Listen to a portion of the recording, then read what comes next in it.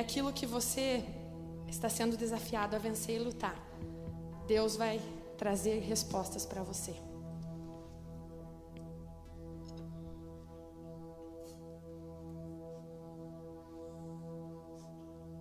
Deus, nós queremos agradecer porque o Senhor é bom, porque o Teu amor e a Tua misericórdia, ela se renova a cada manhã. Porque o Senhor é um Pai de amor, porque o Senhor é um Deus que se faz presente em todos os momentos. O Senhor está conosco. E o Senhor nos ama, o Senhor nos transforma e nos molda, Pai. Abençoa esse tempo de celebração. Seja conosco, em nome de Jesus. Amém.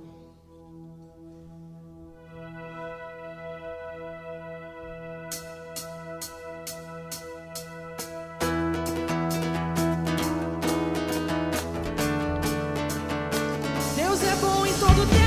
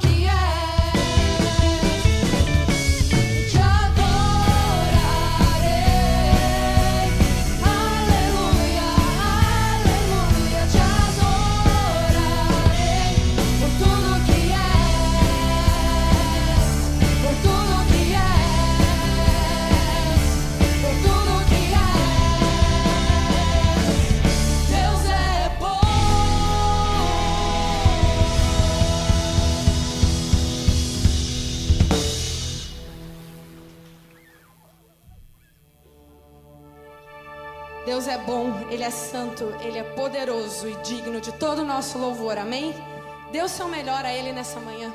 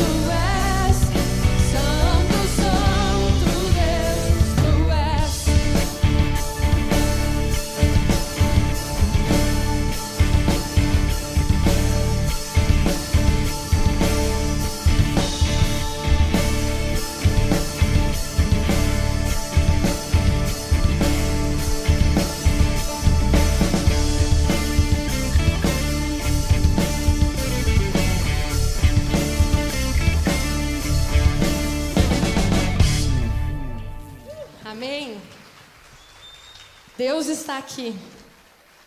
E nós viemos celebrar o nome desse Deus, nós viemos prestar culto a Ele. Além da nossa adoração, você pode celebrar a Deus através do seu dízimo e da sua oferta. Durante essa canção, você que preparou, o seu coração preparou esse momento, você pode trazer aqui à frente. E essa canção fala a respeito de nossa vida rendida a Deus. E o meu desejo nessa manhã é que você tenha um encontro verdadeiro com Jesus, porque isso é capaz de mudar, transformar totalmente a sua vida. Amém? Toma-me, Senhor, não me deixes ir. Eu quero estar pra sempre junto a ti.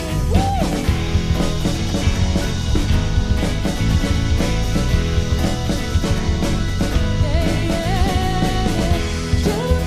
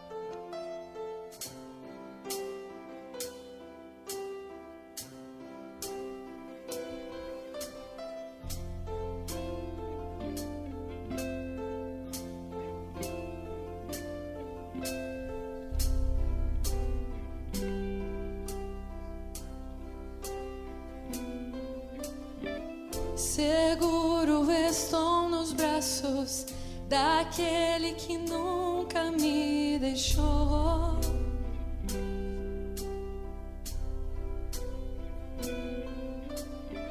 Seu amor perfeito sempre esteve repousando em mim. Se eu passar pelo vale, acharei conforto em ter amor, pois eu sei que és aquele que me guarda, me guarda. Em teus braços é o meu descanso, em teus braços é o meu descanso, em teus braços é o meu descanso, em teus braços é o meu descanso. Receba um abraço de Deus essa manhã. Seguro estou nos braços daquele que nunca me deixou.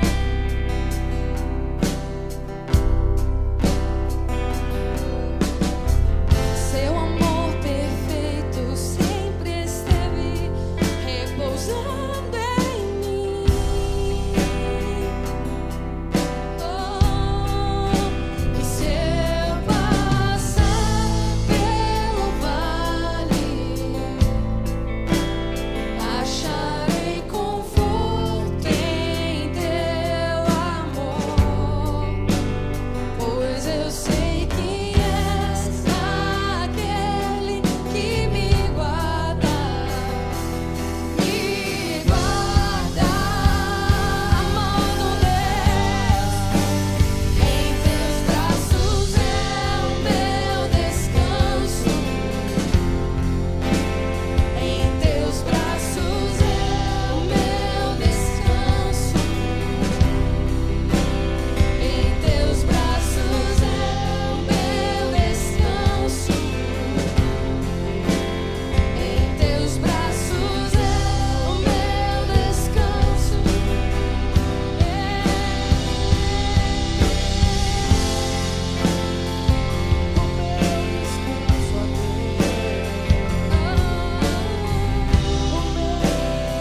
Senhor, restaura o coração cansado, Deus.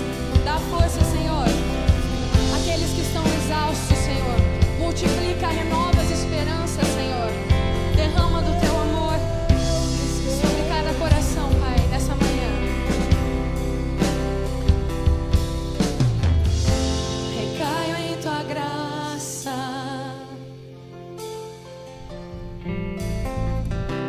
recaio de novo em tuas mãos,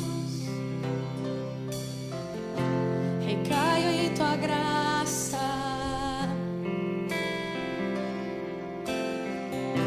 recaio de novo em tuas mãos. E se eu passar pelo vale, acharei conforto em teu amor, pois eu sei que és aquele que me guarda, me guarda. Tu és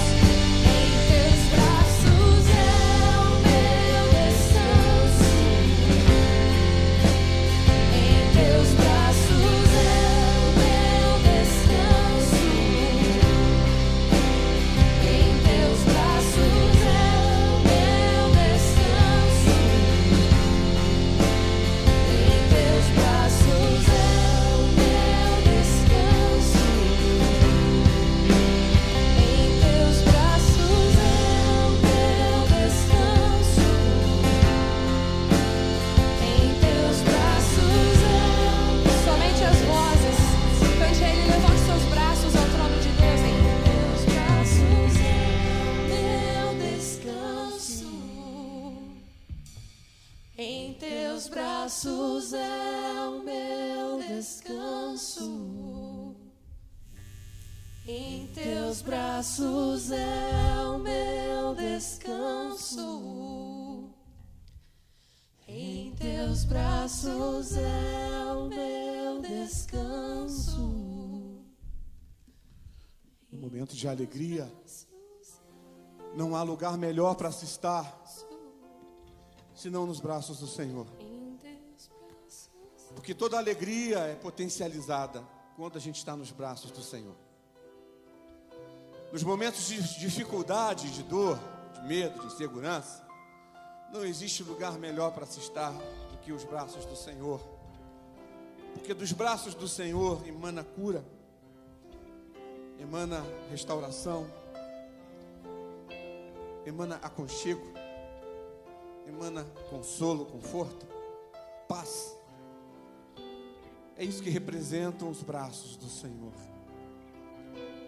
Por isso, estar nos braços do Senhor é mais do que uma declaração de uma canção bem escolhida para esse momento, mas é a forma de viver daqueles que amam ao Senhor e são amados pelo Senhor.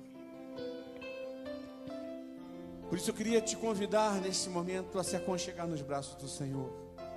Laís, vem cá, pertinho de mim.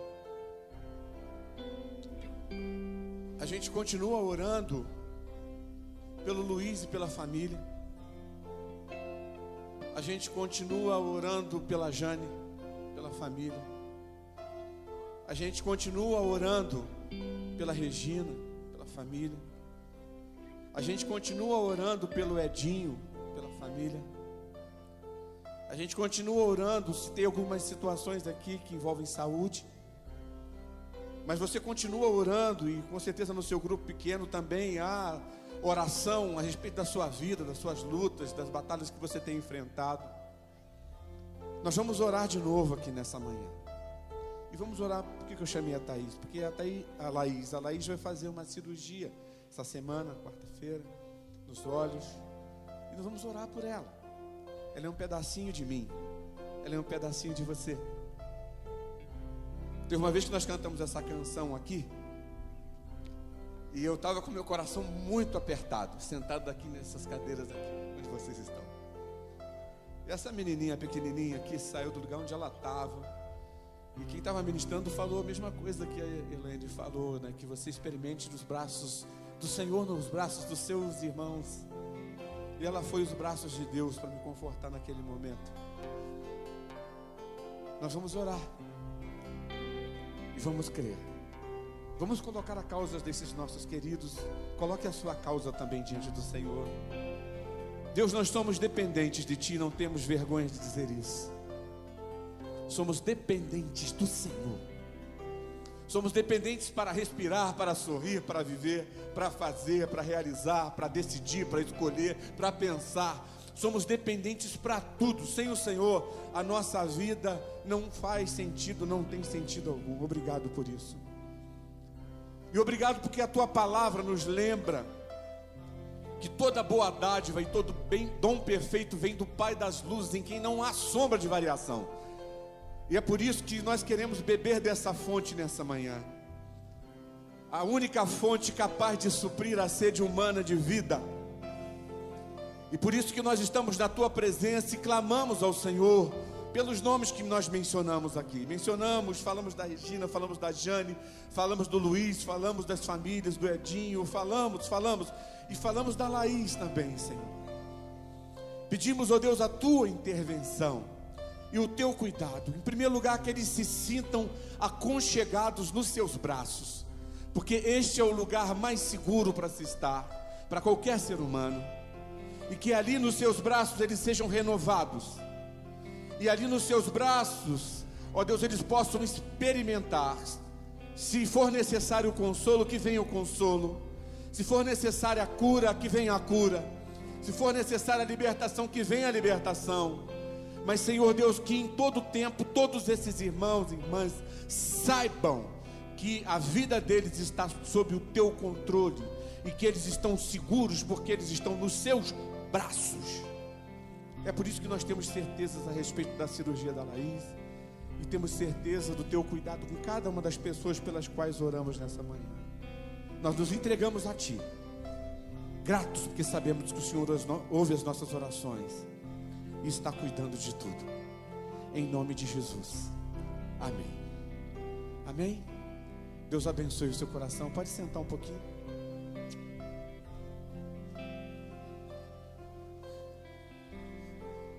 Eu quero chamar os meninos de quarta-feira,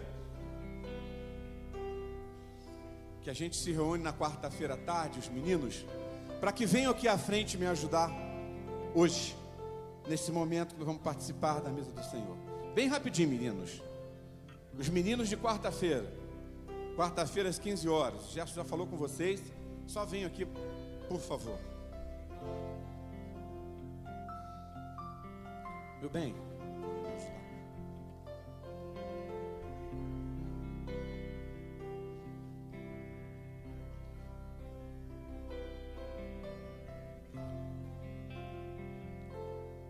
Isso, pode ficar aqui, meus meninos lindos e amados. Todas as quartas-feiras às 15 a gente se reúne e a gente estuda a palavra de Deus. E tem sido um tempo muito precioso. Se alguém quiser, tiver disponibilidade de tempo, às 15 horas, aqui a gente está junto para fazer isso. Nós vamos participar novamente desta mesa. Essa mesa é linda. Mais do que, eu creio que dentro dos eventos e das práticas cristãs, para mim, essa é a mais bela de todas elas. É a mais linda de todas elas. Porque ela me lembra quem eu sou, mas não lembra quem eu sou de uma forma negativa para me achatar e dizer, você não tem valor. Não. Ela lembra quem eu sou e mostra que realmente por mim mesmo eu sou incapaz de qualquer coisa. Eu sou incapaz de chegar perto de Deus e dizer para Deus, Deus, eu te amo. Até mesmo chegar perto de Deus e dizer, Deus, obrigado. Eu não sou capaz de fazer isso. Essa mesa me diz isso. Mas essa mesa fala de amor. Fala de um amor que, segundo Paulo, o apóstolo, a gente não tem como conhecer o comprimento, a largura ou a profundidade. Eu sou apaixonado pela minha esposa. E o amor que eu tenho por ela, eu sou capaz de um monte de coisa. Mas o amor de Deus relatado aqui nesta mesa transcende qualquer amor de qualquer coração apaixonado aqui nesta manhã. Você ama seus filhos? Hã? Você abriria a mão deles assim? Não! Amor! Pois eu quero dizer para você que o amor de Deus, lembrado aqui nesta mesa, nesta manhã, transcende esse amor que você tem pelo seu filho, que faz com que você seja uma pessoa capaz até de sofrer no lugar dele ou no lugar dela. Não é assim? Sabe por quê? Porque essa mesa nos coloca diante do maior perdão que poderia acontecer no universo. A dívida que nós tínhamos com Deus era impagável. Impagável. A gente pode até falar assim, mas pastor, problema de Adão que estava lá atrás, ele que fez a coisa errada. Ah, se eu pego Adão, ah, se eu pego Eva. Já vi muita gente falar isso. Principalmente quem não gosta de trabalhar, porque depois da queda, aí o trabalho foi com suor, as coisas tinham que ser assim. Aí a pessoa que não gosta de trabalhar fala assim, se eu pegasse esse Adão, daria uma nele, né? Mas Adão ali, sabe quem ele representava? A humanidade, todos nós. Então você estava lá também, entendeu? Você é ser humano? Então você, como ser humano, também tem uma dívida impagável com esse Deus. E não havia forma de resolver isso, senão através do perdão.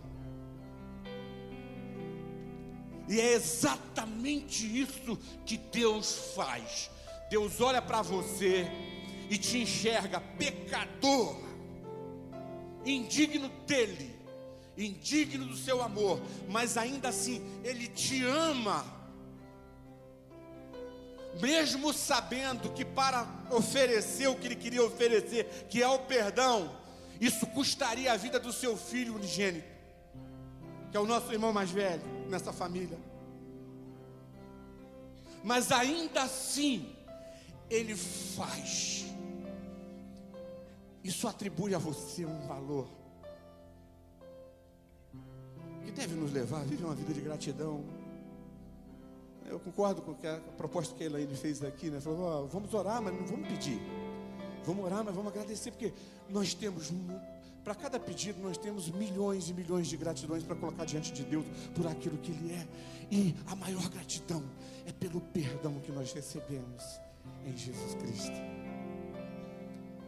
Eu sou pecador, mas eu posso dizer que eu sou um pecador perdoado. Você é pecador, pecadora, não é? Mas é um pecador, uma pecadora o quê? Perdoado. Nós não merecíamos, mas o amor e a misericórdia dele fez isso.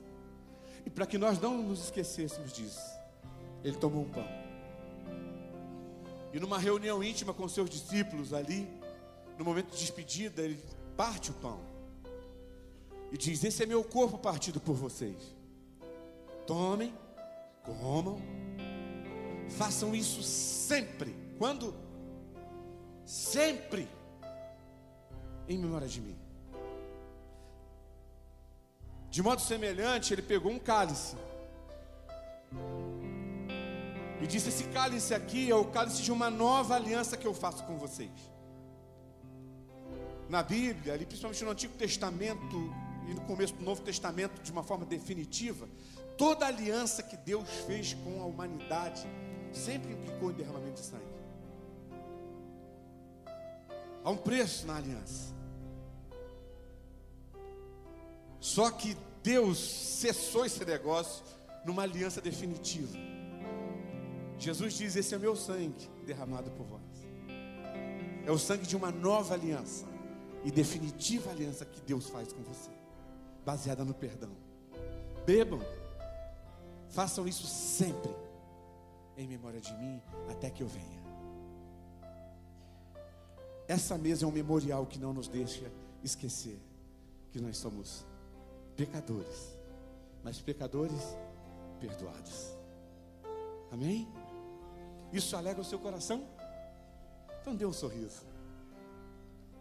Dá um sorriso. É isso que você recebeu de Deus: perdão. Perdão. E nós vamos participar da mesa novamente. E vamos fazer isso com alegria. Amém? Senhor, diante da tua mesa e diante da lembrança de quem nós somos e de quem tu és, diante, ó Deus, de uma demonstração de amor tão grande, tão imerecida para nós temos um coração grato ao Senhor pelo teu grande amor. Obrigada, Deus, porque o teu amor é suficiente para nos perdoar e nos purificar de todo pecado. Obrigada, Senhor, porque o sacrifício de Jesus é suficiente para fazer de nós pecadores perdoados. Te louvamos, Senhor Jesus, pelo teu sangue derramado. Te louvamos, ó Deus, pelo teu corpo que foi moído pelas nossas transgressões. Mas te louvamos também, ó Deus, porque o Senhor não ficou naquela cruz. O Senhor está vivo, o Senhor ressuscitou e nos alegramos em ter um Jesus vivo conosco, um Deus vivo conosco que intercede por nós. E almejamos o dia, Senhor Jesus, em que estaremos na tua mesa, com a tua presença santa e poderosa, junto com todos os nossos irmãos de todos os tempos, declarando que o Senhor é santo e digno de toda honra, de toda glória, de todo louvor, de toda adoração para todo sempre, Senhor. Amém. Então nós vamos participar da mesa do Senhor. Você está feliz com esse momento, nessa manhã.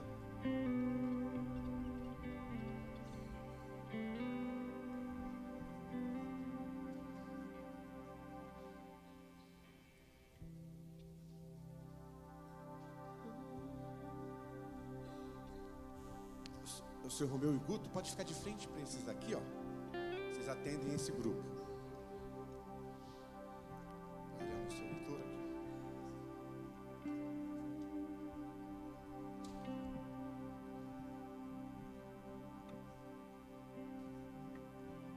Vocês atendem essa aqui. De frente para esses aqui.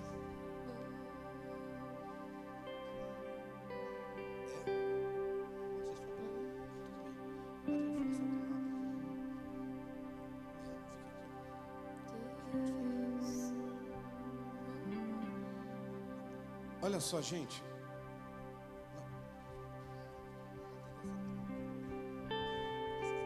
Isso. A gente vai sair. Não, isso aqui tá bom. Aqui, ó. Aqui tá bom. Aí. Vocês vão sair pela esquerda, vão se servindo e vão voltando para os seus lugares. Você pega o pão, você pega o cálice, leva consigo e aguarde até que todos sejam servidos. Depois que todos forem servidos, a gente vai comer e vai beber junto, ok? Todos vocês são convidados à mesa do Pai, amém? Todos são convidados. Sejam bem-vindos à mesa. Essa mesa não é da igreja presbiteriana independente, essa mesa é do Senhor. Venha e participe dessa mesa com alegria. Então, vamos nos servir, podemos sair dos nossos lugares. Pega o pão, pega o cálice, volta para os seus lugares.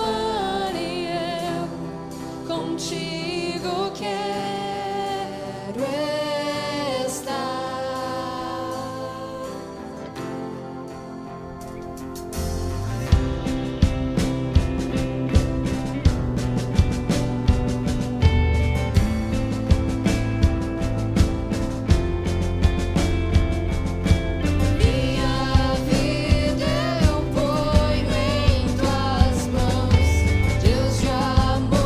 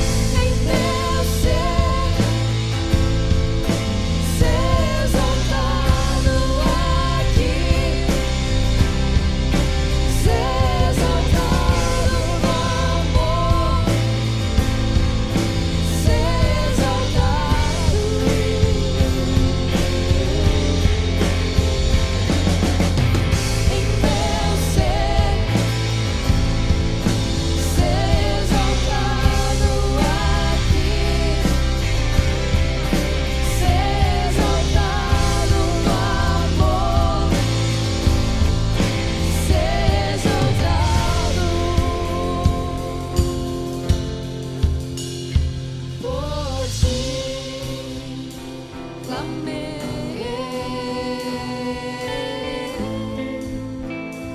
e vieste me salvar, e contigo quero estar.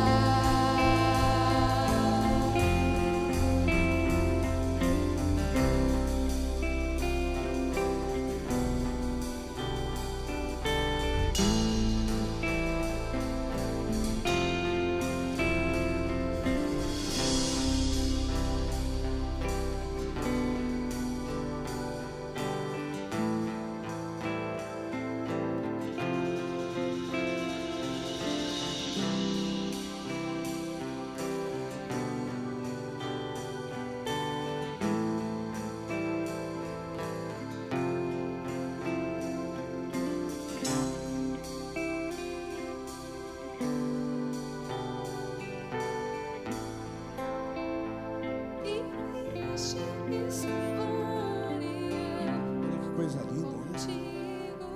É a família reunida em volta da mesa do Pai, na presença do Pai, se alimentando. Jesus disse: eu sou o pão vivo que desceu do céu. Alimente-se de Jesus quando você comer esse pão. Quando beber o cálice, você vai sentir que o paladar aqui, no seu paladar aqui é doce. Lembre-se que o cálice amargo ele já bebeu, para que você pudesse tomar o cálice doce da vida, com alegria no coração, como família de Deus. Vamos comer e vamos beber.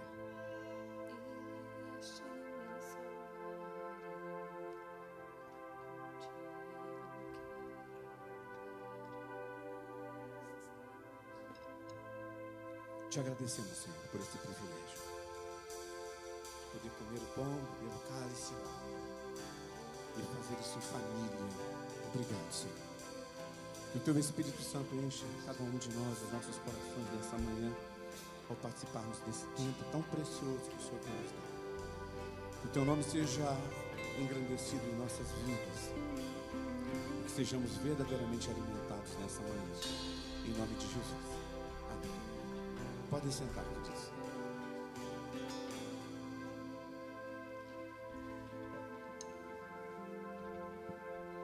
Bom dia. Vamos continuar a nossa celebração com muita alegria, com muita festa, pois hoje também vamos estar apresentando o Benjamin. Eu queria que o Moisés, a Daniela e as crianças viessem até aqui.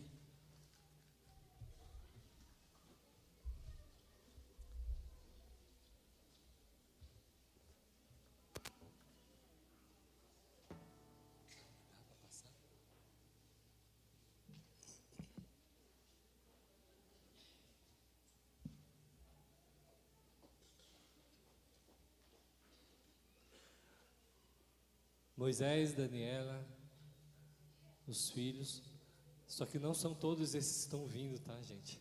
Senão vocês vão ficar assustados. A Damaris e o Caio são filhos, as duas são amiguinhas, são vizinhas. Mas se vier mais um também, né? Não. Sempre quando a gente faz a apresentação das crianças aqui na igreja, a gente faz com muita alegria e sempre lembrando do Salmo 127:3, que é: filhos são o quê? Herança do Senhor, uma recompensa que Ele dá a nós, pais. E a gente sempre gosta de estar lembrando, porque é algo importante para nossas vidas como cristãos. Lembrando que Deus nos adotou, hoje somos filhos de Deus, e hoje nós podemos, como cristãos, podemos também ter o mesmo entendimento quando Deus nos dá os filhos. E o Benjamin também é um presente de Deus para a vida desses pais, para a vida dos irmãozinhos, para todos nós como igreja também. E sempre lembrando que quando a gente faz o curso de filhos, nós também lembramos muito de um versículo que está lá em Provérbios 22:6, que é: ensina a criança o caminho que ela deve andar, e quando ela estiver grande, ela nunca vai desviar dele. Mas ensinar no caminho é estar no caminho em todos os momentos com os nossos filhos. esteja ele pequenininho, esteja ele grande, adulto, em todos os momentos sempre seremos pais, estaremos sempre no caminho com os nossos filhos, e esse caminho é do Senhor. Então vamos sempre estar lembrando que os nossos filhos são presentes de Deus, mas precisamos, além disso, sermos pais responsáveis, de sermos exemplos para os nossos filhos. Não somente no dia que ele nasce, não somente quando ele faz aniversário, não somente quando ele entra numa faculdade, mas sempre, Pai, sempre que nós, pais e mães, estivermos no caminho com os nossos filhos e o caminho do Senhor, nossos filhos com certeza vão errar, mas eles nunca vão desviar desse caminho. Amém? Eu quero que você estenda uma das suas mãos para cá. E vamos estar como igreja, pedindo para que Deus abençoe a vida do Benjamin, hoje e sempre. Feche os seus olhos. Pai, em nome de Jesus, queremos colocar as nossas vidas como igreja diante do Senhor, porque nós queremos estar agora intercedendo, orando pela vida do Benjamin. Pai, os pais estão aqui em gratidão a Ti, sabendo que o Benjamin veio como um presente do Senhor na vida deles, e eles estão aqui diante do Senhor, diante da igreja, se comprometendo, Pai, para que possam viver esse compromisso de pais e pai e mãe, que caminham no seu caminho, Pai, caminham sempre ensinando o Benjamin, ensinando o Caio, a Damares, Pai, aquilo que eles têm aprendido da Tua palavra. Ajuda-os e, Pai, em nome de Jesus, usa nossas vidas como igreja, também para sermos irmãos em Cristo, sermos usados para podermos abençoar essa família também. Pai, colocamos a vida do Benjamin nas Tuas mãos nessa manhã e agradecemos pela vidinha dele, Senhor, porque é um presente de Deus para a nossa igreja também. Oramos em nome de Jesus. Amém, igreja? Amém. Deus abençoe. Palmas para o Senhor.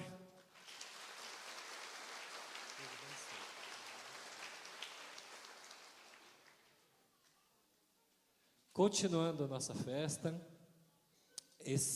nessa sexta-feira tivemos mais um encerramento de mais um curso de casais, e esse é um curso foi muito especial, porque foram 4 casais convidados por 4 casais aqui da nossa igreja. Então hoje eles vieram, antes de chamá-los, eu quero chamar o casal principal, o casal que caminhou durante 10 semanas com eles, o Ivan e a Neide. Venham. E eles vão estar apresentando esses casais para vocês, eles vão apresentar os casais que os convidaram. É um incentivo para todos nós, pois nós sabemos que fazemos parte de um corpo que está querendo ir cada vez mais para fora das 4 paredes aqui do Itaqui, para que a gente possa poder falar daquilo que a gente tem aprendido e vivido. Não somos perfeitos, mas nós queremos passar aquilo que nós temos aprendido para a vida de vocês. E eu espero que um dia vocês também possam falar assim, temos mais alguns casais para poder trazer aqui, para poder aprender, não numa questão de uma religião, mas um princípio e um valor que vem da palavra de Deus. Então eu quero passar aqui a palavra para o Ivan e para a Neide. Bom dia, igreja. Chamar os nossos queridos aqui. A gente já vai falar.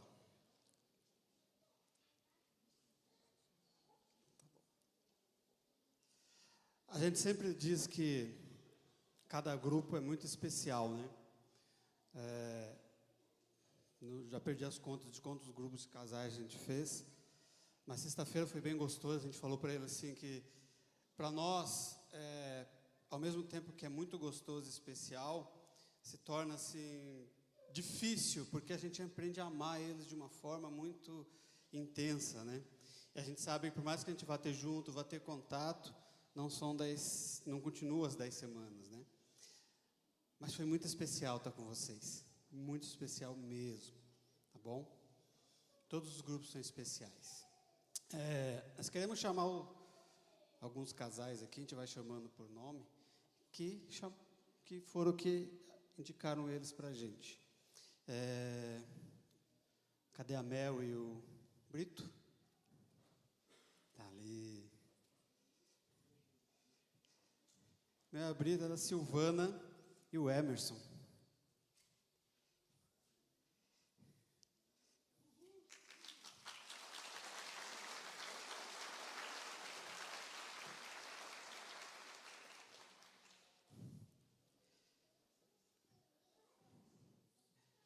Gena, Dilson.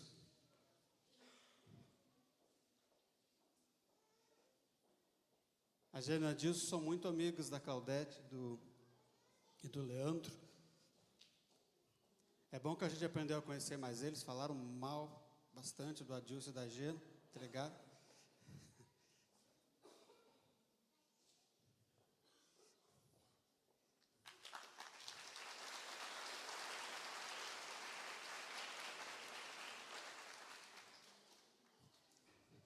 Anderson, Vande. A gente abrevia o nome porque é íntimo, tá, gente? O Anderson, vou entregar pro Luiz e a Carla.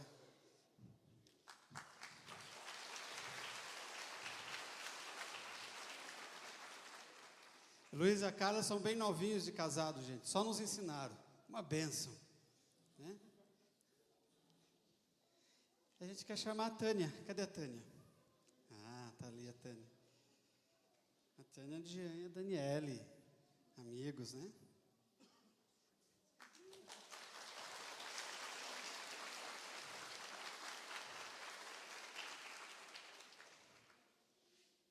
E assim, os 4 queriam dar testemunho. Mas a gente falou, não vamos ter tempo, hoje tem muita coisa. Então, só um casal. Vocês fizeram o sorteio lá. Ah, muito bem. Bom dia a todos. Nós passamos por muitas dificuldades no nosso casamento e a gente agradece todo dia por ter colocado a Gena e o Adilson na nossa vida, que são amigos que nós amamos muito, né? E ela que nos apresentou esse curso de casais.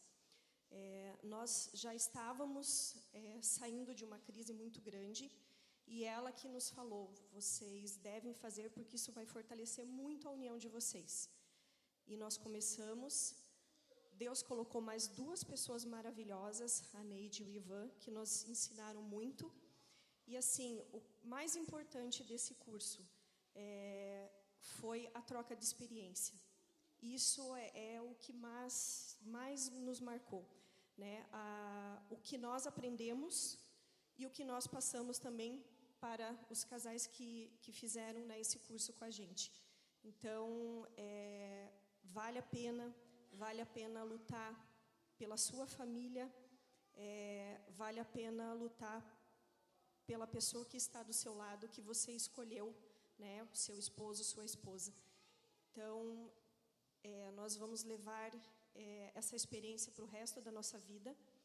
E assim, não é só 10 encontros, né? Não são só esses 10 encontros. É uma luta diária, é um aprendizado diário, né? Então, e o principal de tudo, sempre Deus em nossa vida.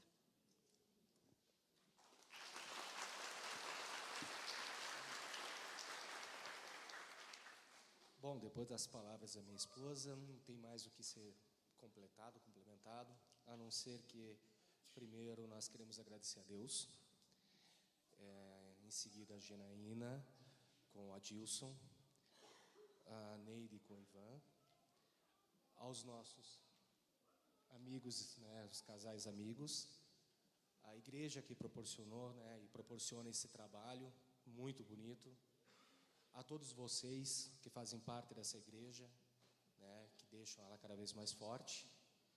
É a primeira vez que a gente tem o prazer de participar de um momento tão bonito. Achei muito linda a igreja de vocês. Eu acho muito bonito o trabalho de todos vocês. Então a gente só quer agradecer. Eu acho que, como nós, muitas pessoas ainda serão ajudadas por vocês. Muito obrigado. Alguém mais quer falar? Meninos? Não? Tá todo mundo com vergonha. Tá ok, então. Obrigada, gente. Como a gente falou, não acabou aqui, né? A gente tem outros programas, tem o curso de filhos aí, que nós já vamos marcar, né? Tem 3 casais aí já com filhos, tem um casal que não tem filhos ainda, mas já quer aprender. Ah, meu amor, obrigada. Obrigada pelos presentinhos, ó, coisa linda, adoro amarelinho, lencinho, presentinho, obrigada, amores. Tinha até anjo no grupo, tá vendo? Ó, o nosso anjinho. Obrigada, gente. Como o Ivan falou, a gente aprendeu a amar vocês. Espero que a gente continue aí, seguindo, marcando mais um churrasquinho, né, amor? Umas emoções, fortes emoções, né, Luiz? Tá bom? Muito obrigada, Deus abençoe. E se quiserem continuar conosco aqui até o final da celebração, são bem-vindos. Amém? Bem rapidinho, eu sei que o pastor quer orar. Nós vamos começar mais 2 grupos, um na sexta-noite e um no sábado pela manhã, já nessa semana que vem. Então, se tem algum casal que esteja interessado, nos procure. Tá bom? Ainda temos, acho que umas 3 vagas aí. Tá bom? Vamos fazer uma oração por esses casais que terminaram esse curso. Pai, em nome de Jesus, nós queremos agradecer por esse tempo onde que o Ivan e a Neide se dedicaram ao Senhor, podendo levar os seus princípios, suas palavras para cada um desses casais. Que não seja o final, mas seja o começo de um renovo, de um casamento baseado na Tua palavra. Abençoa cada um deles, Pai, e que eles possam ser bênção na vida de outros casais também. Nós agradecemos em nome de Jesus. Amém. Amém. Chamar o André. Obrigado, gente.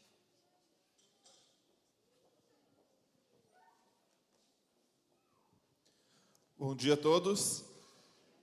Só para lembrar os irmãos, a nossa assembleia, né, da Associação Bethesda, no próximo domingo, às 9h30, a gente já vem falando há um tempo, para a nossa reforma de estatuto. E no próximo sábado, dia 7 de julho, às 15 horas, nós teremos o nosso café missionário. Esse café missionário, por que ele acontece? É uma maneira de a gente levantar recursos, né, para ajudar os missionários que estão lá no campo. A igreja já faz uma oferta mensal, mas a gente faz esse café para arrecadar e poder fazer algo diferente, algo a mais, um complemento naquilo que eles recebem.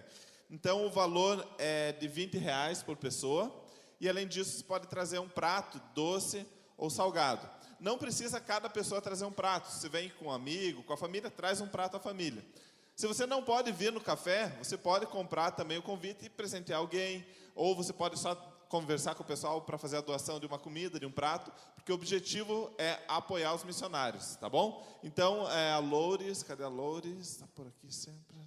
Está ali. Você pode procurar a Loures no final da celebração para pegar os convites, ela já tem alguns. Se você é líder de grupo pequeno, também pode pegar e incentivar o teu grupo a participar. Nesse mesmo final de semana do nosso café missionário e da Assembleia, vai estar acontecendo o acampamento de crianças lá na Arca. Sexta, sábado e domingo. A gente tem uma parceria com eles, né? Então a gente sempre divulga. Se você tem interesse em mandar o seu filho de 7 a 12 anos, o custo é R$100, começa na sexta-noite e termina no domingo. Pode procurar a Débora no final da celebração, que ela tem mais informações. A Débora, da Joana e do Silvio. Era isso? As crianças podem vir aqui à frente para ir para a sua aula.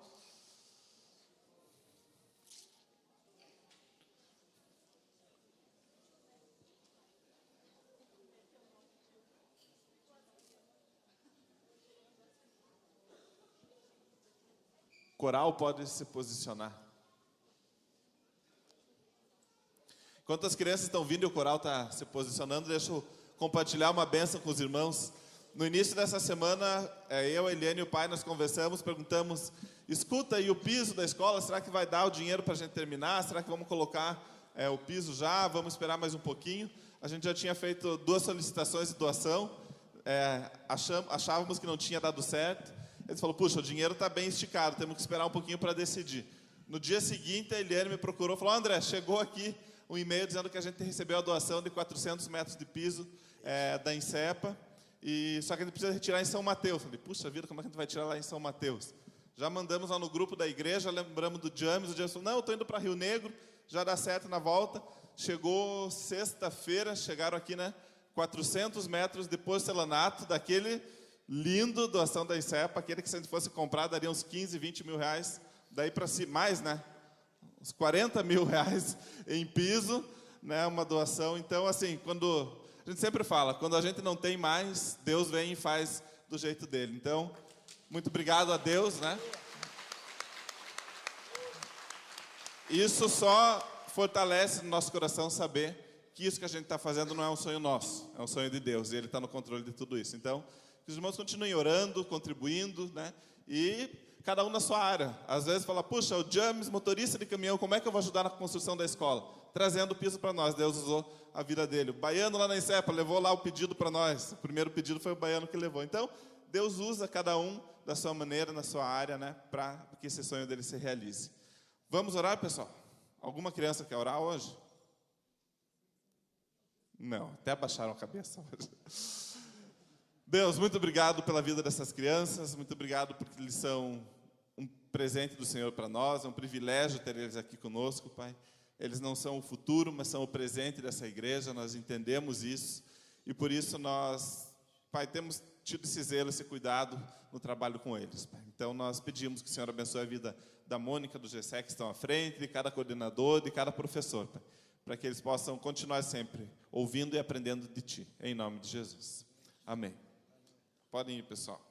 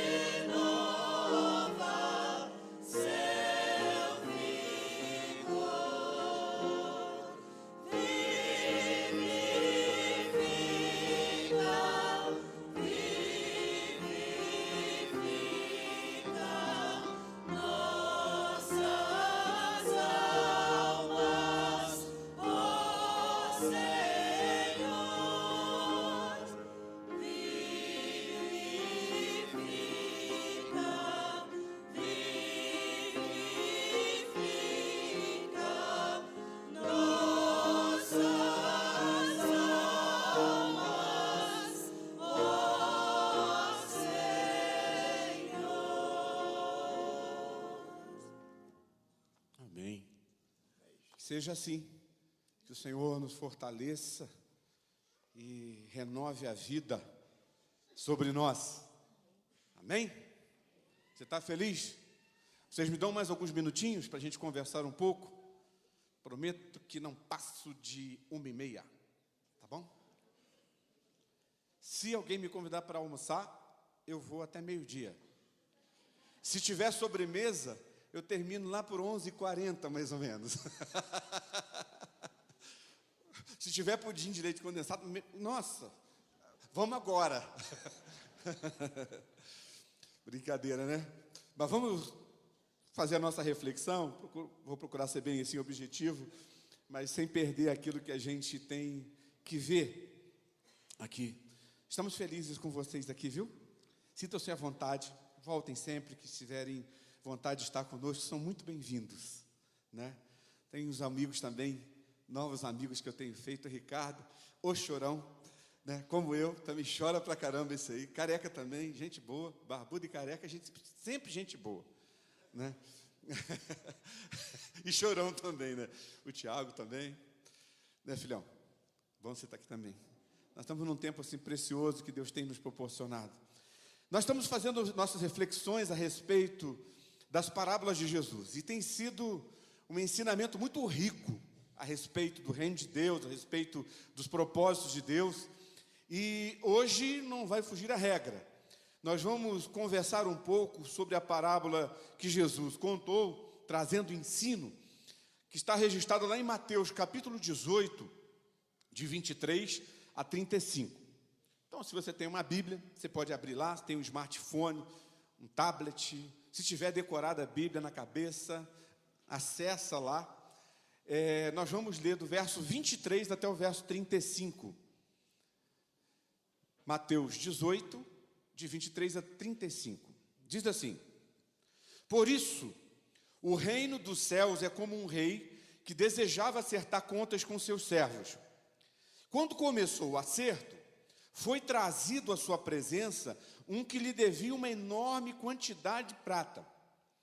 Como não tinha condições de pagar, o Senhor ordenou que ele, sua mulher, seus filhos e tudo que ele possuía fossem vendidos para pagar a dívida. O servo prostrou-se diante dele e lhe implorou: tem paciência comigo, eu te pagarei tudo. O senhor daquele servo teve compaixão, teve o quê? Compaixão, e cancelou a dívida e o deixou ir. Mas quando aquele servo saiu, perdoado, encontrou um dos seus conservos, alguém que era submisso a ele, que lhe devia 100 denários. Agarrou e começou a sufocá-lo, dizendo: pague-me o que me deve. E então, esse conservo fez como ele, caiu de joelhos e implorou-lhe: tenha paciência comigo, porque eu lhe pagarei. Mas ele não quis. Antes, saiu e mandou lançá-lo na prisão até que pagasse a dívida. Quando os outros servos, companheiros dele, viram o que havia acontecido, ficaram muito tristes e foram contar ao seu senhor tudo o que estava acontecendo. Então o senhor, aquele que havia perdoado lá atrás, chamou o servo e disse-lhe: servo mau, eu cancelei toda a sua dívida porque você me implorou. Você não deveria ter tido a mesma misericórdia do seu conservo como eu tive com você? E irado, o seu senhor entregou aos torturadores até que pagasse tudo o que devia. Assim também lhes fará meu Pai Celestial, se cada um de vocês não perdoar de coração o seu irmão. Até aí, interessante. A gente já sabe qual é a essência dessa nossa reflexão hoje. E o contexto desse capítulo 18 é um dos capítulos de Mateus mais ricos que existem. Porque ele começa com aquela discussão dos discípulos dizendo assim, perguntando quem seria o maior no reino dos céus. Lembra disso? Eu? Não, é você? Não, quem vai ser o melhor? Quem vai sentar do lado de Jesus? Quem vai pegar a janela lá no céu? Eles começam a questionar isso e Jesus deixa claro para eles que o céu, esse ambiente do céu, não é um lugar de hierarquia, mas o reino de Deus, né, também podido entendido como esse céu aí, esse ambiente, ele não é pautado por hierarquias. Ali não tem alguém maior e melhor, o único só é o Senhor, mas ele é pautado pela humildade. Quando ele pega uma criança e põe no meio, lembra? Se você não for como uma criança, você não faz parte do meu reino. Na sequência, Jesus fala daquela parábola também, que nós já falamos sobre ela aqui, da ovelha perdida. E a ênfase de Jesus aqui é que Diante de Deus, vale mais uma ovelha perdida, arrebentada, nó cega, arrependida, do que 99 ovelhas que se acham justas e que não precisam de arrependimento. Lembra que nós já falamos sobre isso? Está nesse contexto. Ainda aqui no capítulo 18, do verso 15 até o verso 20, Jesus também dá a dica para a gente para resolver as questões do relacionamento. Lembra? Se teu irmão pegar contra você, o que você faz? Vai até ele, você sozinho. Lembra? Está aqui em Mateus 18. E resolve. Se resolver, acabou. Se não resolver, você leva uma testemunha com você, porque você quer resolver. Se resolver com a testemunha, zerou a situação. Se não, aí você traz para a igreja aqui. Traz para o convívio. E se não resolver nem assim, aí você larga a mão do sujeito. Ele diz, considera como gentil. Esse cara não quer mudar de vida. Esse ensinamento está aqui. Nesse capítulo 18 também. Então, é nesse contexto aqui que Pedro faz uma pergunta sobre perdão. E aí Jesus conta essa parábola justamente para trazer um ensino, não somente para Pedro, mas para todos os seus discípulos que ali estavam, sobre o perdão. Eu não sei se vocês perceberam, até aqui, a maioria das parábolas que nós estudamos, elas eram respostas aos questionamentos e às provocações dos estudiosos da lei, dos religiosos, a maioria que nós estudamos. Mas aqui, não são eles aqui o foco. Aqui o foco são os discípulos de Jesus, as pessoas que fazem parte do seu reino, os cidadãos e cidadãs do reino de Deus. E a pergunta de Pedro, ela é interessante. Como que ele faz a pergunta? Ele diz, Senhor, quantas vezes devo perdoar alguém? Perdoar uma pessoa que pecar contra mim, que me magoar, que me ferir, até 7 vezes? Essa pergunta, se a gente não entende o contexto, parece que soa meio solta. Por que 7? Por que ele falou de 7? Na legislação judaica vigente na época, e principalmente na religiosa, você deveria perdoar o seu irmão que falhasse com você até 3 vezes. Então, perdoa uma, perdoa 2, perdoa 3, depois desce o cacete. Quer dizer, não era bem assim, não sei se era assim. Mas o limite era 3 vezes. A lei dizia, olha, se você perdoou só 2, não, cara, falta uma. O cara fez de novo, tu vai ter que perdoar de novo. São 3 vezes. E a pergunta de Pedro parece que abre assim uma possibilidade de um perdão ainda mais longo. Pedro achou, talvez, eu fico imaginando assim, Pedro já tinha ouvido muitos ensinamentos de Jesus. Ele tinha ouvido Jesus ensinar que você deveria amar os seus inimigos e perdoar aqueles que perseguem você. Lembra que lá no capítulo 5 de Mateus ele ensinou isso? Isso estava na cabeça de Pedro. Pedro também ouviu o ensino, quando Jesus ensinou eles a orar, quando diz assim, perdoa as nossas dívidas assim como nós perdoamos os nossos devedores. Tudo isso estava na cabeça de Pedro. Então Pedro deve ter pensado, falou, pô, então, como tudo está mudando nesse negócio aqui dessa fé, esse reino de Deus muda tudo, eu vou chutar um pouquinho lá para cima. A turma manda perdoar 3, eu vou sugerir 7. Quem sabe dê certo esse negócio? Quem sabe eu acerto dessa vez? Ele tenta esticar. Ele achava, talvez na cabeça dele, olha, as coisas estão mudando e vão ter que mudar. Então ele fala assim, até 7 vezes. Mas Jesus deixa claro que mesmo com essa sugestão numérica generosa, a pergunta de Pedro ainda pressupunha que as possibilidades humanas para perdoar são muito limitadas. São 3, é limitado. São 7, é limitado. É limitado. E Jesus, ele movido pelo seu caráter amoroso, misericordioso, ele formula a sua resposta para Pedro, tomando até o número que Pedro usou, porque esse número na cultura judaica simbolizava plenitude, o número 7, venerado, essa coisa toda.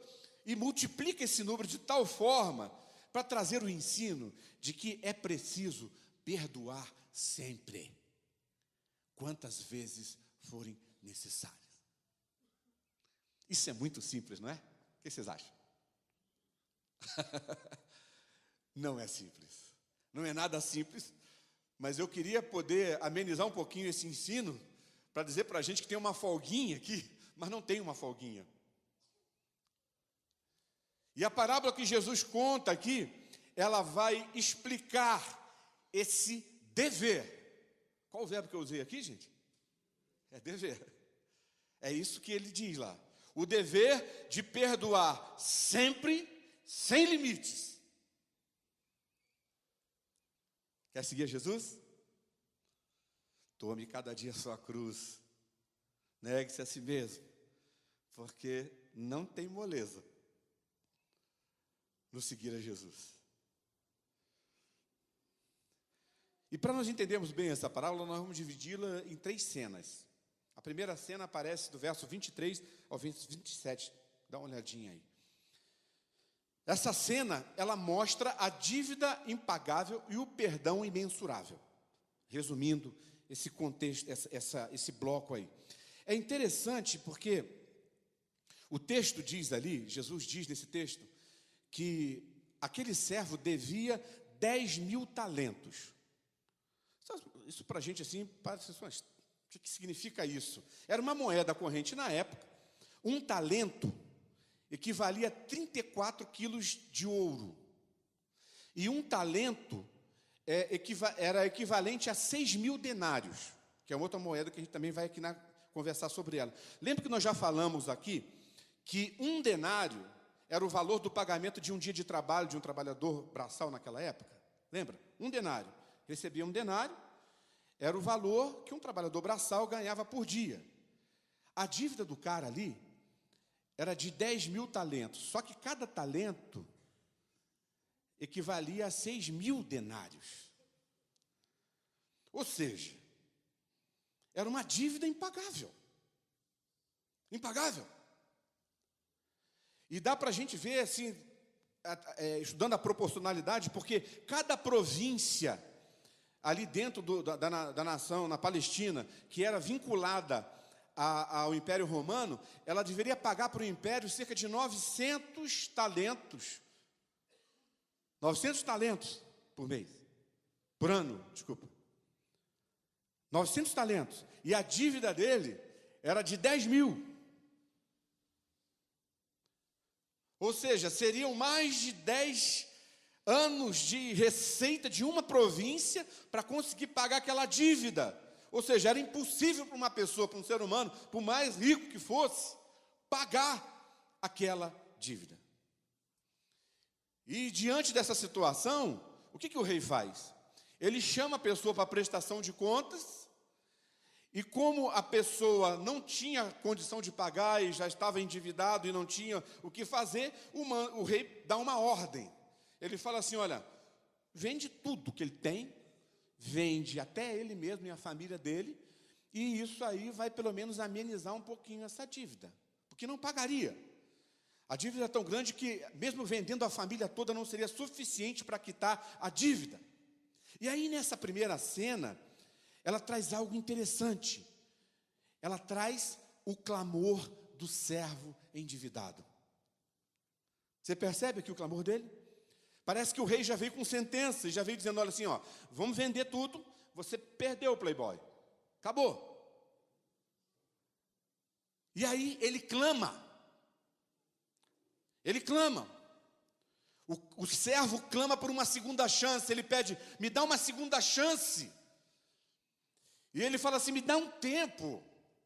É como se tivesse até, o texto, talvez se a discussão fosse além, ele fala assim, dá para parcelar no cartão em quantas vezes? Não é? Dá para fazer boleto? Como é que a gente faz esse negócio? Mas me dá um tempo. Ele tenta negociar desesperadamente.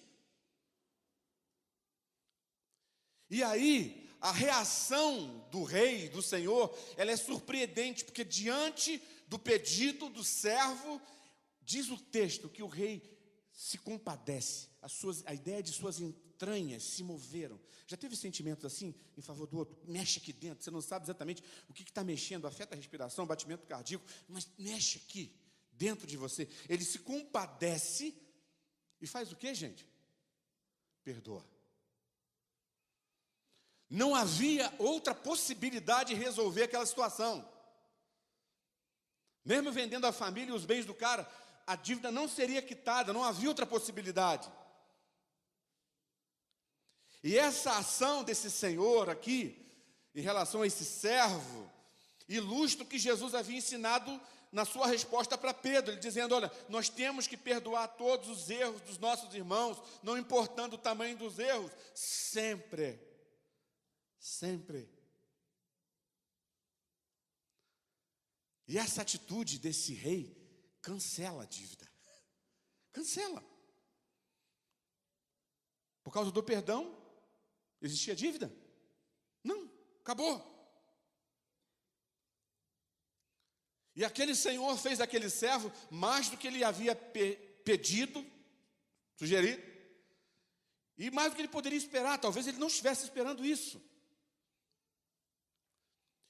E a gente precisa entender, como nós já falamos aqui, enquanto estamos participando da mesa do Senhor, que a nossa dívida perante Deus é impagável. Como pecadores que nós somos. Ela é impagável. Mas da mesma forma que a nossa dívida é impagável, o perdão de Deus,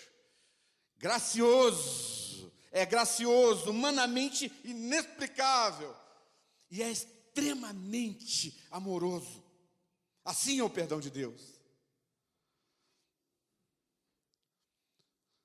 Alguém escreveu uma vez, eu não consegui lembrar quem era a pessoa, mas lembrei da frase, que diante do perdão de Deus, o ser humano é alguém que foi condenado, recebeu a pena de morte, já estava no corredor da morte para ser executado e foi anistiado.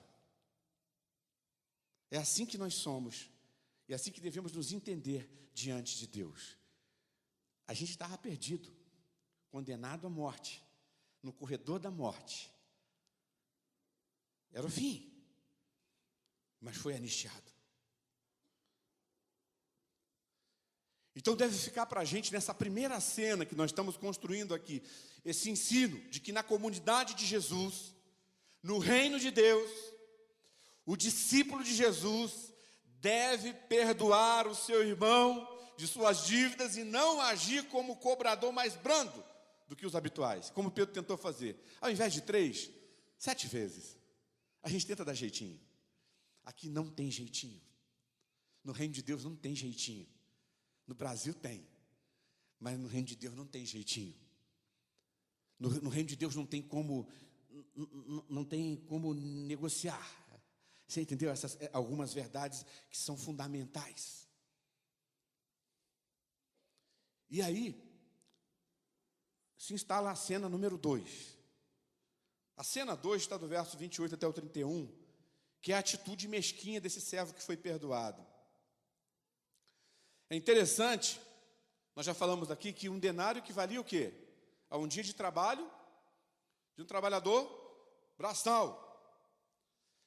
Essa pessoa aqui, esse devedor, ele devia 100 denários, ou seja, se ele vivesse de forma econômica, ele poderia com esses 100 denários sobreviver talvez aí uns 6 meses ainda.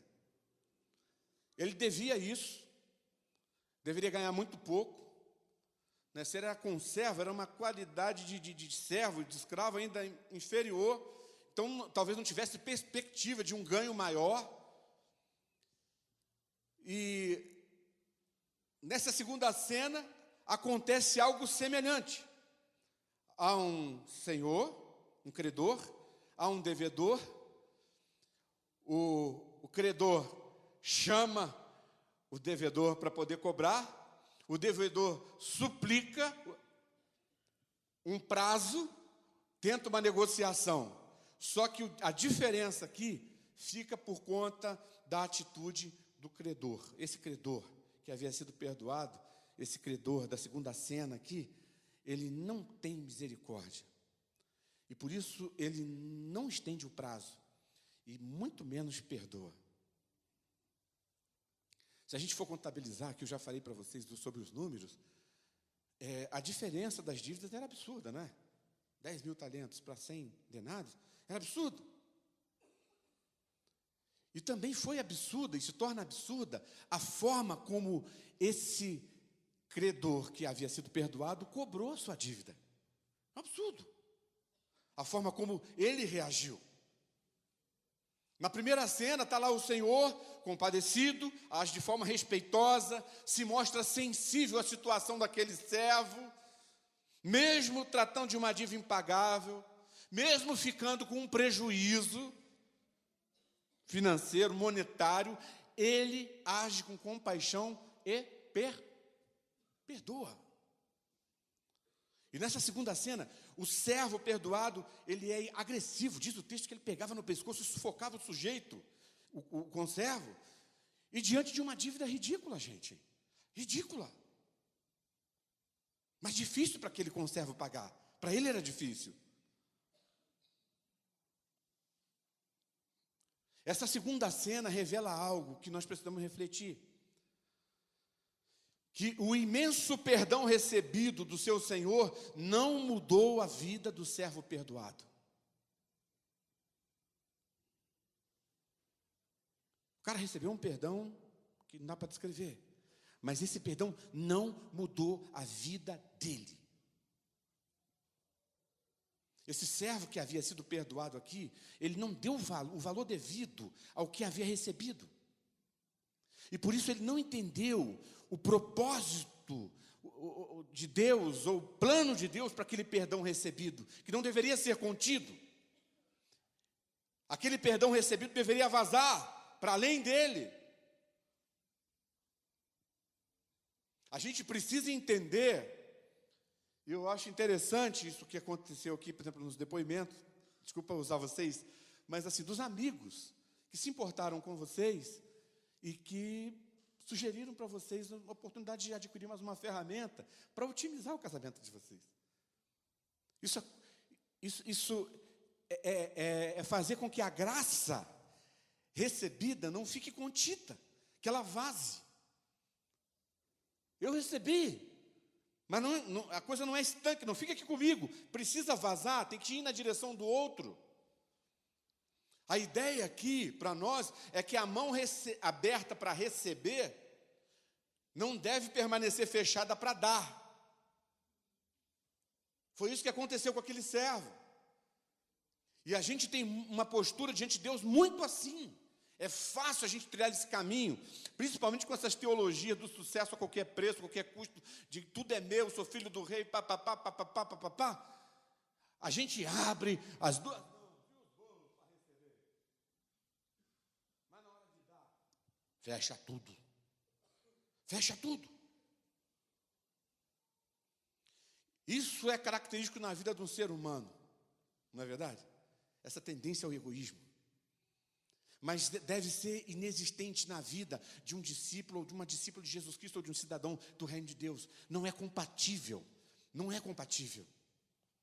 Porque o discípulo de Jesus, ele tem as mãos abertas para receber o favor de Deus, amém? Tem.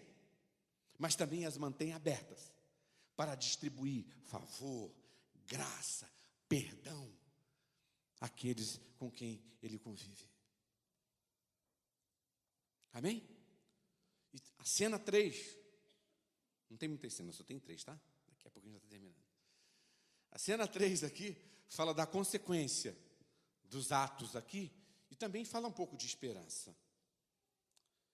Segundo o texto ali, na parábola de Jesus, os companheiros daquele credor incompassivo ali, eles poderiam ter ficado calados, né?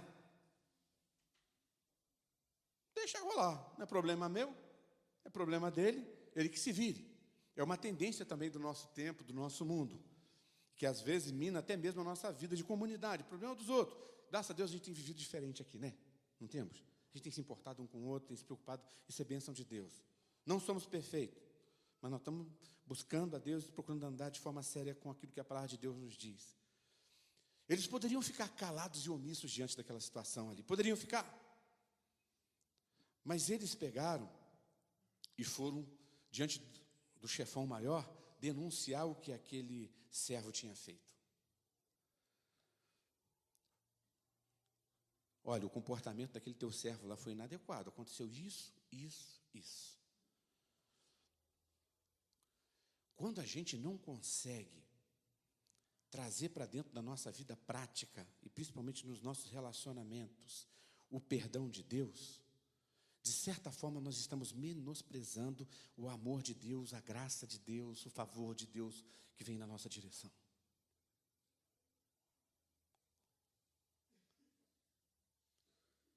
Isso porque o perdão, ele compromete, não compromete? Não precisa levantar a mão, tá? Mas alguém aqui já foi perdoado, por exemplo, de dívida? De dívida, assim, que era complicado. E aquele perdão veio numa hora certa e te aliviou, e trouxe um alívio para você, fora de série. Como que você fica diante da pessoa que lhe perdoou? Não é uma situação de constrangimento? Eu não estou falando de um constrangimento negativo, é um constrangimento positivo até de gratidão. Pô, você fez isso por mim. O perdão, ele gera um constrangimento e ele também compromete, porque ele muda a pessoa. Quando você absorve o perdão, você recebe o perdão. Às vezes existe um problema, nós deparamos com situações onde pessoas que não conseguem se ver perdoadas por Deus. Isso é um problema sério na tua vida, se você age ou pensa dessa forma. Porque não importa o tamanho do que você fez. Não importa. Não importa a abrangência negativa daquilo que você fez. O fato é que quando o perdão de Deus chega, Ele zera isso na tua vida. Você não tem que carregar culpa alguma, porque quando Deus decreta o perdão acontece, está limpo, zerou, acabou, é inexistente agora a dívida. Agora, se nós temos dificuldade de receber o perdão de Deus, com certeza isso vai afetar nossos relacionamentos, porque nós teremos dificuldade de dar aquilo que nós não recebemos.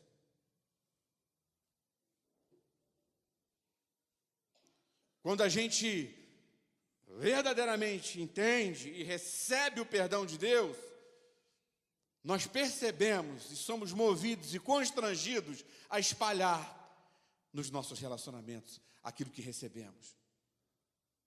Em primeiro lugar, por consideração à pessoa envolvida. Por quê? A pessoa envolvida nessa situação que eu preciso perdoar é alguém amado por Deus, feito à imagem e semelhança de Deus, e é tão falha como eu. A gente esquece dessa parte. Porque no momento que nós somos ofendidos, nós nos achamos melhores do que os outros. Nós nos achamos melhor. A nossa dificuldade de perdoar passa por aí também. Por nos acharmos melhores. Eu não merecia isso. Já disse isso para você mesmo? Eu já disse. Fico com vergonha. Porque quem sou eu para dizer esse negócio que eu não merecia? Como não? Sou um pecador. Eu sou um pecador?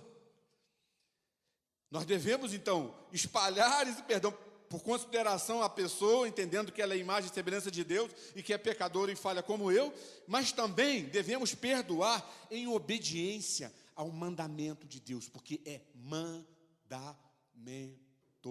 de Deus. Gente, crava isso no seu coração. Crava isso no seu coração. A proposta da prática do perdão não é sugestão,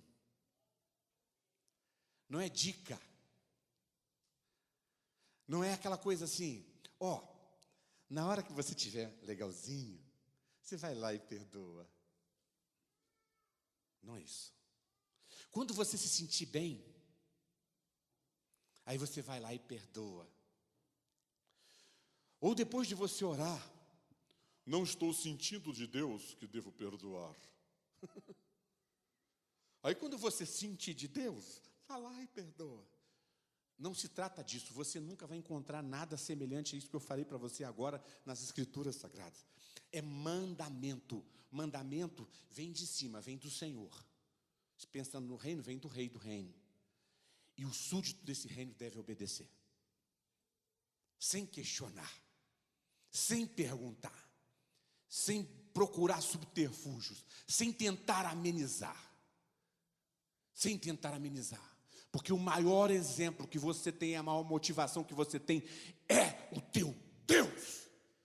E o texto de Mateus que eu citei aqui, ele deixa claro que quando nós agimos como Deus é que nós somos reconhecidos como filhos de Deus. E Deus perdoa tudo sempre. Aí a gente começa a achar desculpa, né? Mas aí incentiva a malandragem, se eu perdoo, o outro vai ficar fazendo. Problema do outro. Você tem um mandamento para obedecer. Você tem um mandamento para obedecer.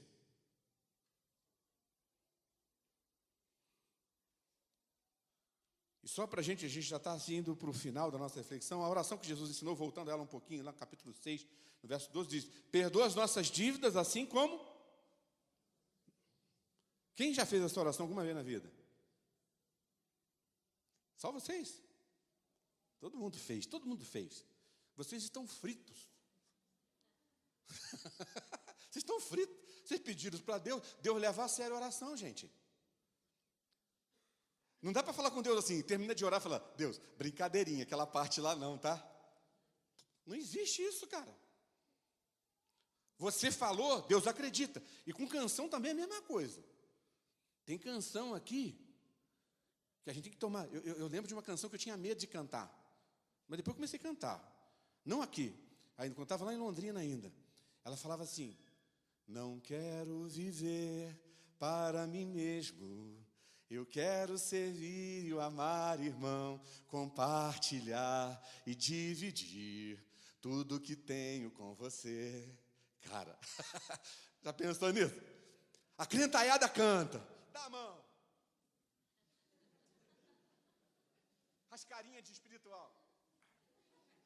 Parece até que está doendo ser espiritual. E na prática, não acontece nada. É mentira. Deus leva a sério o que a gente fala para Ele. E aqui nessa oração, perdoa as nossas dívidas, assim como nós perdoamos os nossos devedores. E na conclusão da oração, Jesus acrescenta algo que é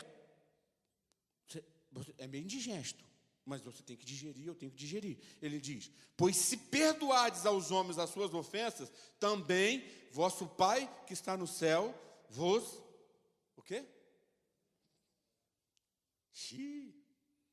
Tem uma ligação, não tem? Na parábola aqui, Jesus coloca o perdão de Deus como modelo e fala: agora você tem que fazer da mesma forma. Deus perdoa sempre, não importa a dívida. Você deve perdoar sempre e não importa a dívida. Só que aqui há os teólogos depois me ajudem aí, viu, Maurício? Parece um condicionante. Se eu não consigo perdoar o meu irmão, a impressão que dá é que o perdão de Deus é cancelado. Você entendeu? É sério isso. É muito sério. É por isso que o perdão não é uma opção, não é uma dica, não é uma sugestão do Evangelho. É um mandamento de Deus. Eu queria só encerrar. Deve ficar gravado no nosso coração que o perdão é inegociável para um discípulo de Jesus. Amém? E eu quero terminar citando uma frase do Ed René Kivitz, que eu já citei aqui uma vez, sobre perdão, que ele diz assim: perdoar é decidir ficar com o ônus para não perder a pessoa. Processou? Vou repetir. Perdoar é decidir ficar com o ônus para não perder a pessoa. Você percebe que não tem nada a ver com sentimento?